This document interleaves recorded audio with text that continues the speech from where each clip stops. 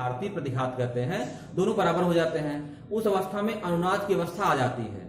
तो रेडियो की जब घुंडी हम घुमाते हैं तो ऐसा नहीं कि वायुमंडल में जो है वो केवल वही आवृत्ति आती है जो आप सुनना चाहते हैं। इस वायुमंडल में बहुत सारी आवृत्तियां जो है वो आती हैं।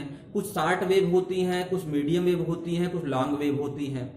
प्रसारण जो है आपका जो है वो दिल्ली प्रसारण भी होता रहता है, मुंबई का भी होता रहता है, इलाहाबाद का भी होता है, लखनऊ का, हर जगह से प्रसारण होता रहता है।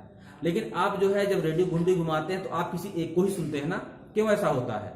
सारे जो वेव्स हैं वो वायुमंडल में रहते हैं, लेकिन जब आप घुंडी घुमाते हैं आप किसी एक मीडियम पे जाते हैं, एक आवृत्ति पर पहुंचते हैं, तो उस आवृत्ति पर क्या होता है, वैद्युत अनुनाद हो जाता है। और अनुनाद जब होता है तो वही आवाज तेज हो जाती है, जो हम सुनना चाहते हैं वो आवाज तेज हो जाएगी और बाकी जो आवाजें होती है दब जाती हैं। आती सब आवाजें रहती हैं। कभी कभी देखिए ओवरलैपिंग से क्या होता है कि इधर जो है वो प्रसारण जो है मान लीजिए सॉन्ग का हो रहा है, गाने का प्रसारण हो रहा है, उधर समाचार का प्रसारण हो रहा है, उधर कृषि प्रसारण हो रहा है, मतलब कृषि का समाचार भी आ रहा है। कई एक साथ आते रहते हैं तो आप थोड़ा देर इसको सुनेंगे, फिर उसी में ओवरलैप होकर दूसरा सुनाई देना शुरू कर देगा। तो कहने का मतलब ऐसे होता है ना। लेकिन आप जब उसको ट्यून अच्छे से कर लेते हैं तो अनुनाद की अवस्था में क्या होता है, जो आप सुनना चाहते हैं, जहां की आवृत्ति, जहां का प्रसारण, आप उसको ही सुनते हैं। तो उस अनुनाद के लिए हम क्या करते हैं, घुमाते जब हैं तो जो परिवर्ती संधारित्र होता है उसकी धारिता को हम चेंज कर देते हैं। जब चेंज करेंगे, चेंज करते करते जो है वो जब ओमेगा एल इक्वल टू 1/ओमेगा सी की कंडीशन सेटिस्फाई हो जाएगी तो उस अवस्था में अनुनाद आ जाएगा और वो ध्वनि हमारी तेज हो जाएगी जिसको हम सुनना चाहते हैं, बाकी ध्वनियां दब जाएंगी। तो ये इलेक्ट्रॉनिक उपकरण जो है आपके जो होते हैं उसमें इस तरह से कई कार्यों में इनका उपयोग होता है। जो पांचवा इसका उपयोग है वो है वैज्ञानिक अध्ययन में। ठीक है, वैज्ञानिक अध्ययन में भी इनका उपयोग होता है। जैसे आप कहते हैं कि संधारित्र जो है उसकी प्लेटों के बीच निर्वात या वायु है ना, तो उसकी धारिता इतनी आती है।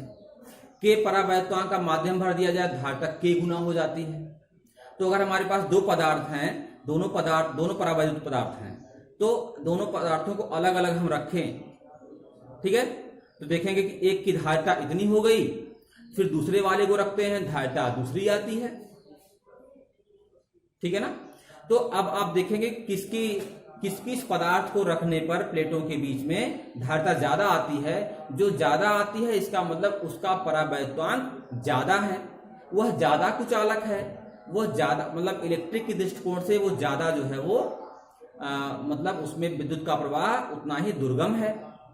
ठीक है, तो आप ये कंपेयर कर ले रहे हैं ना, संधारित्र की प्लेटों के बीच में रखने पर जो चेंजेस आ रहे हैं उसके आधार पर आप तुलनात्मक अध्ययन कर ले रहे हैं कि कौन ज्यादा डाइलेक्ट्रिक है, कौन ज्यादा परावैद्युत है, कौन कम परावैद्युत है। तो अगर आपको ऐसे 4-6 पदार्थ दिए जाएं, आप क्या करते हैं, उनको एक क्रम में बना सकते हैं अध्ययन करके कि ये पदार्थ ज्यादा डाइलेक्ट्रिक है, ये कम है, ये उससे कम है, ये उससे कम है ना। तो कई वैज्ञानिक अध्ययन के कार्यों में भी इसका उपयोग होता है, इसका संधारित्र का। ठीक है, तो ये उपयोग इसके संधारित्र के हैं, इसको आप अच्छे से याद कर लीजिएगा। एक टॉपिक बचा हुआ है आपका, इंपॉर्टेंट टॉपिक है, और वो है वान डे ग्राफ जनित्र। वान डे ग्राफ जनित्र या वान डे ग्राफ जनरेटर, ये बता देंगे आपको कल, तो चैप्टर आपका समाप्त हो जाएगा। न्यूमेरिकल आप जब पूछेंगे वो न्यूमेरिकल बता दूंगा। न्यूमेरिकल इसके आपको लगाने पड़ेंगे भाई, है ना।